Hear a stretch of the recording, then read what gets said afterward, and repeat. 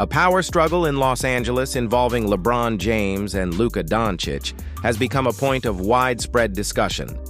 Reports suggest a clash over who controls the offense, with some viewing it as a mere rumor, while others see evidence of real tension.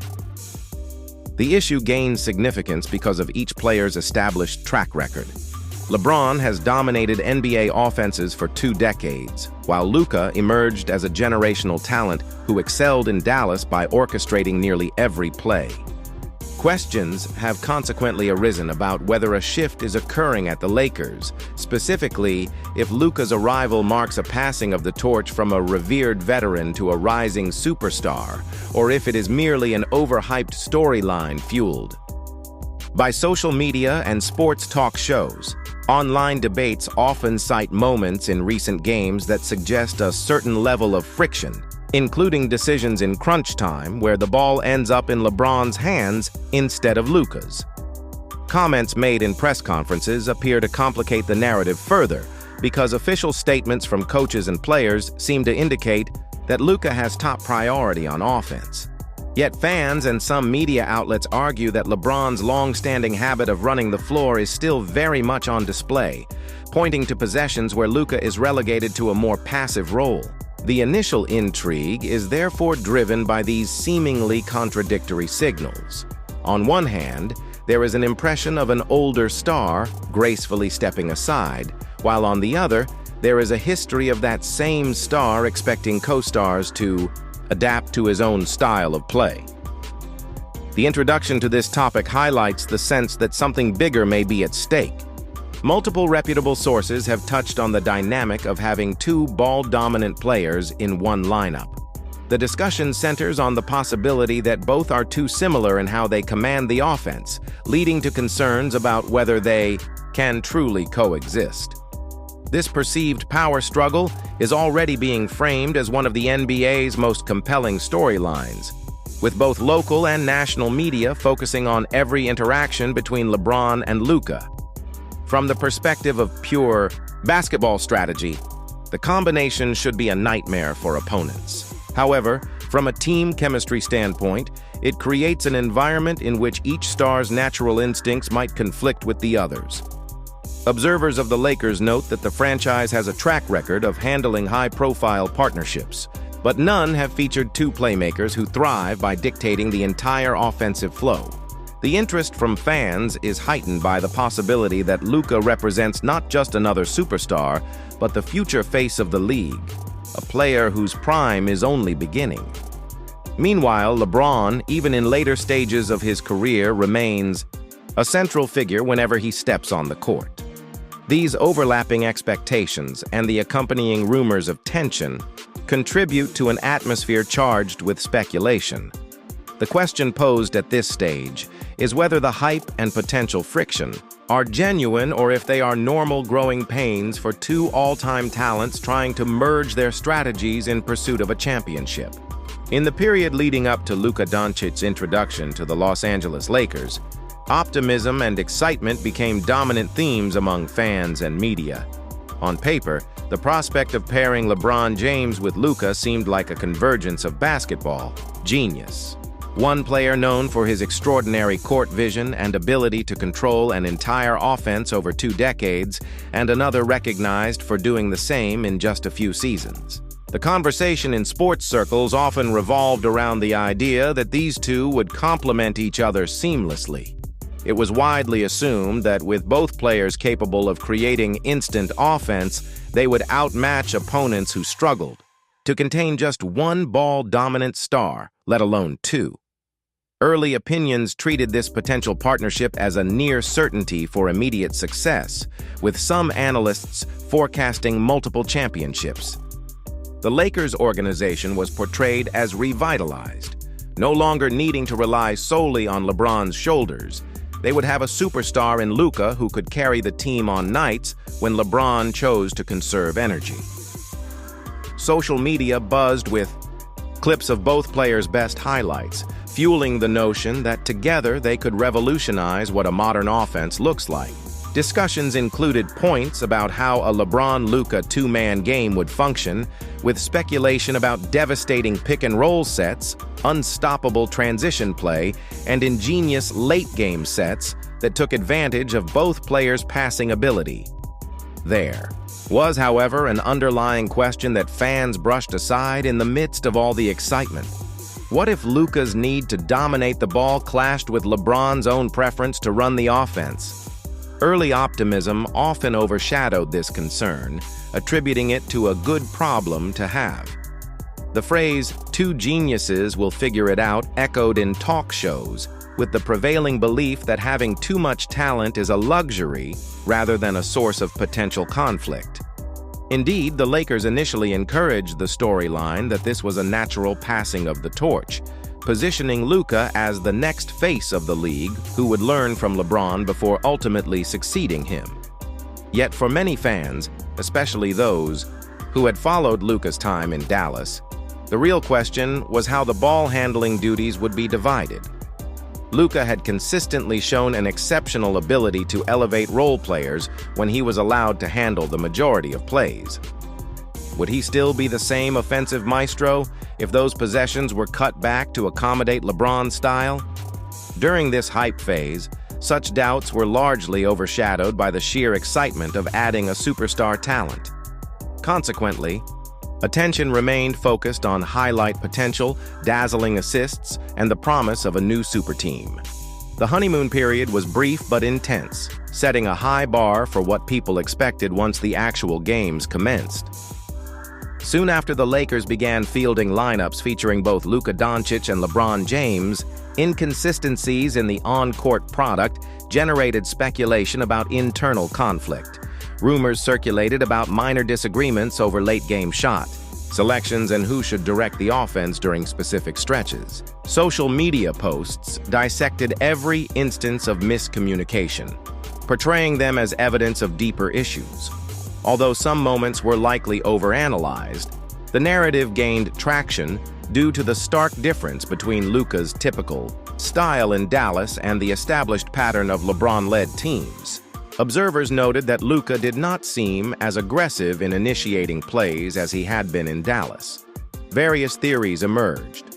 Some argued that he was still recovering from an injury or learning the Lakers' playbook, while others insisted that he was consciously stepping back to accommodate LeBron's tendencies.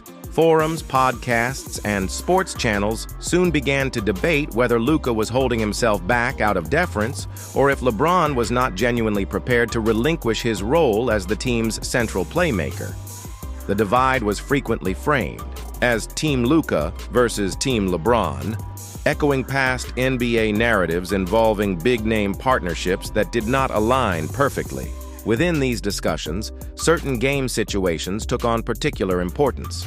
Missed opportunities at the end of tight contests drew scrutiny. When the ball ended in LeBron's hands for a final shot rather than Luka's, accusations of a power struggle surfaced. Conversely, any situation where Luka dominated possessions caused pockets of fans to claim LeBron was chafing at being a secondary option. Meanwhile, statements from the coaching staff, emphasizing that Luka was indeed a priority, sometimes clashed, with real-time evidence suggesting he did not command the offense as he had in Dallas. Reports of body language and subtle hints in locker room interviews further stoked curiosity. A simple sigh or eye roll from a player on the sidelines became ammunition for those promoting the idea that the partnership was already under strain. Some commentators posited that these were normal adjustments, especially when integrating a player of Luka's caliber into a lineup that historically revolved around LeBron's approach. Others, however, cited history as a guide, pointing out that a pattern of friction often emerges whenever LeBron teams up with another star expected to share ball-handling duties. Over time, these early tensions set a foundation for the larger debate about whether the arrangement would ultimately benefit both players or lead to lingering dissatisfaction for one or both members of this new superstar duo. LeBron James's influence on any team's offensive system has been unmatched for nearly 2 decades. Throughout his career, his playmaking ability, combined with his natural leadership, has typically placed him at the center of every basketball operation. Coaches have often adjusted game plans to suit his strengths, focusing on surrounding him with floor spacers and reliable defenders, while ensuring he has the freedom to dictate the pace and the overall approach. This model has produced remarkable success, including multiple championships and consistent deep playoff runs. However, alongside these achievements lies a recurring theme. Co-stars playing next to LeBron often have to scale down key elements of their own games. Chris Bosh in Miami shifted from a post-oriented star to a complementary stretch big. Kevin Love, once Minnesota's main offensive option, mostly became a spot-up shooter and rebounder in Cleveland. Dwyane Wade, despite being a Finals MVP, eventually deferred to LeBron's instincts when they shared the court. In each case, teammates saw their individual production or style shift significantly, even as the team found ways to win. This trend underscores the concept that LeBron rarely coexists with other stars on an equal footing in terms of ball dominance. At the heart of the matter is his preference to control the offense, which is understandable given his success and skill set. But the cost is an environment where certain players, even those with superstar credentials, adopt new roles that may not align perfectly with their strengths. This aspect of LeBron's history feeds into the question of whether a ball-heavy player like Luka can maintain his own style without falling into the same pattern. Critics of the LeBron system argue that, while it optimizes outcomes for the team overall, it can lessen a co-star's growth or limit them from reaching their personal ceiling. Others see it simply as a necessary trade-off. To win at the highest level, certain adaptations are essential, and LeBron's approach has been proven repeatedly. In the case of Luka, who has already demonstrated that he thrives best when directing the offense, the stakes are even higher. Any perceived reduction in his role might not sit well with fans who believe he is among the league's most dynamic offensive engines. It also raises questions about whether younger talents can flourish to their fullest potential under the specter of a veteran star who has yet to show a willingness to fully step aside. Luka Doncic presents an unusual challenge for any system not built around him. During his time in Dallas, the offense revolved almost exclusively around his ability to create for both himself and teammates. His command of pace, knack for exploiting defensive mismatches, and uncanny passing vision set him apart as not just a star scorer but also the team's de facto offensive strategist. Unlike many emerging players, he was never a sidekick waiting to blossom. He was immediately the axis around which the team's fortunes turned. A move to Los Angeles introduces unfamiliar scenarios for Luka. Rather than being the absolute focal point, he now shares the spotlight with an established superstar who has his own track record of shaping offenses. While many players would relish the chance to play with LeBron James, the critical question is whether Luka's brand of basketball remains intact under these new conditions. His game relies on freedom to take advantage of mismatches early in the shot clock, freedom to orchestrate sets that leverage his step-back three, and freedom to manipulate defensive rotations by holding the ball for extended periods if needed. If a significant portion of those possessions goes elsewhere, Luka's effectiveness could decline. However, this is not just about raw statistics. His style is heavily predicated on rhythm, a certain level of feel that emerges when he's at the controls. A shift into an off-ball role, even partially, runs the risk of diluting that crucial element. Observers point to star players who adapted alongside LeBron and still found success. But many note that Luka's approach is more integral to his identity as a player, making a partial compromise a more complex endeavor. Some Lakers insiders and fans argue that Luka can be even more lethal with LeBron drawing defensive attention, giving Luka more advantageous matchups. Others counter that Luka's ultimate value is in dictating the tempo across an entire game, something not easily shared. The Luka factor thus becomes a study in coexistence. A system that fosters his strengths can elevate the Lakers' offense dramatically, but only if it meshes with LeBron's inclination toward ball dominance. How the coaching staff navigates this dynamic holds significant implications for the team's short and long-term success, and it will likely determine whether Luka's legacy can flourish alongside another figure historically known for overshadowing even talented co-stars. The media landscape has amplified the speculation surrounding LeBron James and Luka Doncic, often relying on minimal information to construct sweeping narratives about tension or harmony.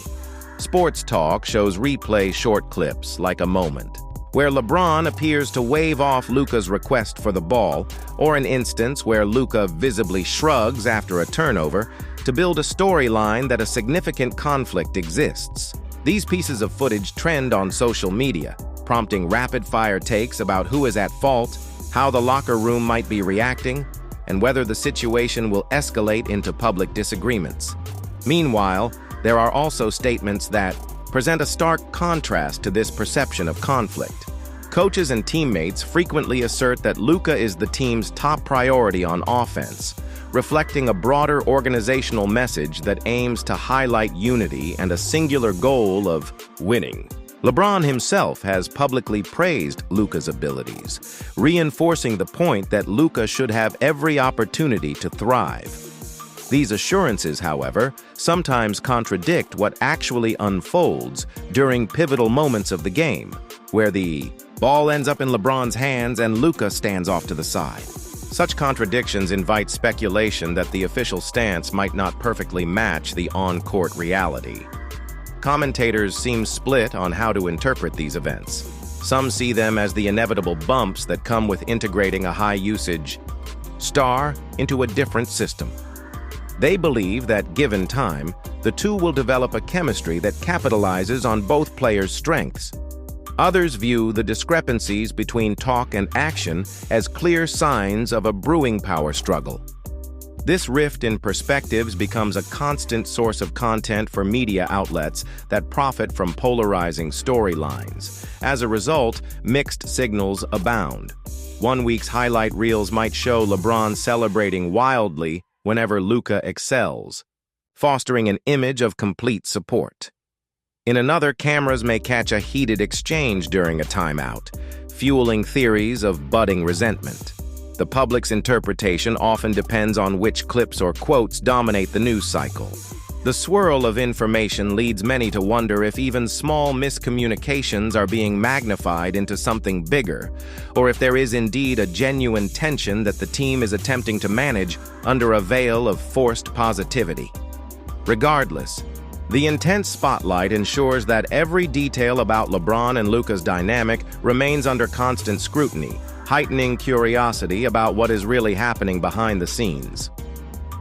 As the season progresses, various internal and external factors point to shifts in how the Lakers approach their star duo. Head coach J.J. Redick, a vocal supporter of Luka Doncic's skill set, has made statements indicating a desire to give Luka the reins at least for the majority of the regular season. The idea is to preserve LeBron James's health and energy for the playoffs, when his experience might prove invaluable in late-game scenarios. Yet executing that vision requires more than just an official endorsement. It hinges on day-to-day commitment by all involved, especially the players themselves. In practice, there may be instances where LeBron defers to Luka for significant stretches, only to reclaim control in high-pressure moments, leading to questions about consistency. Teammates must adapt to different playmaking styles, sometimes within the same quarter. Role players must recognize how to move when Luka initiates the offense versus when LeBron does, given the different pace and positioning each prefers. This requires quick tactical adjustments. For example, certain shooters might flourish under Luka's up-tempo approach but see fewer quality looks if LeBron opts for a more methodical half-court set.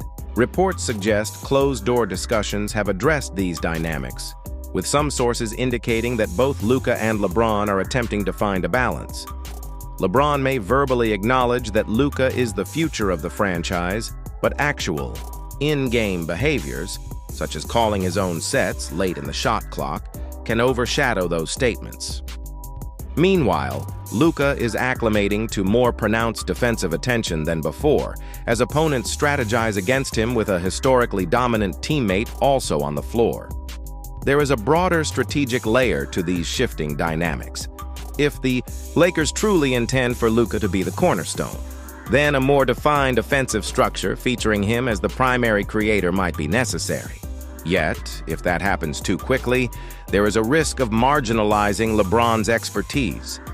Many fans and observers believe a harmonious fusion is possible, but the precise formula remains elusive. The underlying sentiment is that time is limited. LeBron's window for continued top-tier play may be shrinking, and Luka must soon decide whether he can operate at full capacity in an arrangement that may not always cater to his preferred style. This tension between short-term championship goals and the long-term trajectory of a new superstar sets the stage for a pivotal period in Lakers history.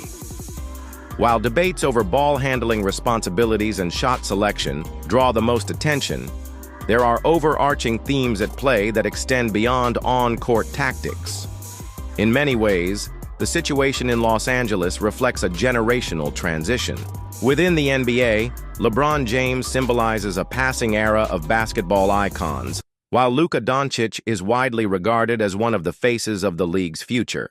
Balancing these timelines involves both practical team-building considerations and intangible cultural elements. From a franchise standpoint, the Lakers must reconcile the notion of capitalizing on LeBron's remaining prime with the imperative to develop Luka as the next long-term superstar. If the team centers its approach too heavily on maximizing LeBron in the short run, it risks slowing Luka's adaptation to the role of primary leader. Conversely, abruptly elevating Luka's status without leveraging LeBron's proven playoff leadership could undermine championship prospects in the immediate term. This tension is not just about two players managing their egos, but about an organization needing to maintain a competitive edge while also securing its future. On the business side, both stars possess enormous global appeal. LeBron's brand is intertwined with the Lakers and carries a legacy spanning multiple championships across different franchises. Luka, recognized worldwide for his European roots and dazzling style of play, has become a cornerstone for growing the NBA's international following. The Lakers, situated in a city famed for glamour and star power, must figure out a strategy that keeps both athletes engaged and satisfied. Historically, NBA teams confronting a generational overlap have encountered challenges ranging from behind-the-scenes frustration to very public breakdowns. Instances of superstar partnerships failing to meet expectations due to overlapping skill sets or divergent personalities have occurred repeatedly throughout the league. The bigger picture, therefore, involves analyzing whether this experiment might repeat that pattern or set a new precedent. If it succeeds, the Lakers could boast a scenario where a legendary veteran gracefully guides a rising megastar, bridging the gap between two eras seamlessly. If it falters, it may become a cautionary tale, an environment that looked perfect on paper but eventually imploded due to clashing priorities and irreconcilable playing styles. At this juncture, the collaboration between LeBron James and Luka Doncic leaves observers with more questions than definitive answers. The expectations ranged from immediate, seamless synergy to inevitable friction caused by two supreme ball handlers. Early results have shown glimpses of both, moments where their combined skill appears unstoppable, and instances where a lack of clarity around leadership has exposed structural flaws in the team's approach. The polarizing debates, whether LeBron should hand over full control or if Luka must adjust his game, continue to drive speculation about the long-term viability of this partnership. In many respects, the situation represents a pivotal moment for the Lakers organization. If the collective goal is to remain in championship contention, a compromise might be necessary. That could entail LeBron recognizing situations where Luka's dynamic style is more effective and Luka reciprocating by allowing LeBron to orchestrate late-game possessions when his experience and court vision become crucial. Alternatively, If a genuine power struggle takes hold, it might sabotage the team's chemistry, resulting in a scenario where both stars operate below their maximum potential. The question of leadership is further complicated by external pressures. Fans demand quick results. Analysts incessantly dissect every game, and the franchise historically gravitates toward clear-cut hierarchies featuring a primary superstar. A prolonged ambiguity in roles could hamper the organization's ability to perform at its highest level when playoffs approach. Yet there is also optimism from those who see these hurdles as normal challenges in assembling a roster that includes multiple alpha-level talents. Overcoming these obstacles could transform the Lakers into a juggernaut for years to come, especially if LeBron manages to extend his prime into his late 30s while Luka ascends to MVP-level performance. This final snapshot underscores that the Lakers stand at a crossroads. The partnership could either crystallize into a powerful synergy that reshapes modern basketball or unravel due to unsustainable compromises. Given the stakes, ranging from LeBron's legacy to Luka's continued ascent, the outcome will carry significant weight in NBA discourse. Much like historic pairings that defined past eras, the resolution to this particular storyline will likely remain a touchstone for debates about whether superstars can truly share the limelight when both are accustomed to owning it outright.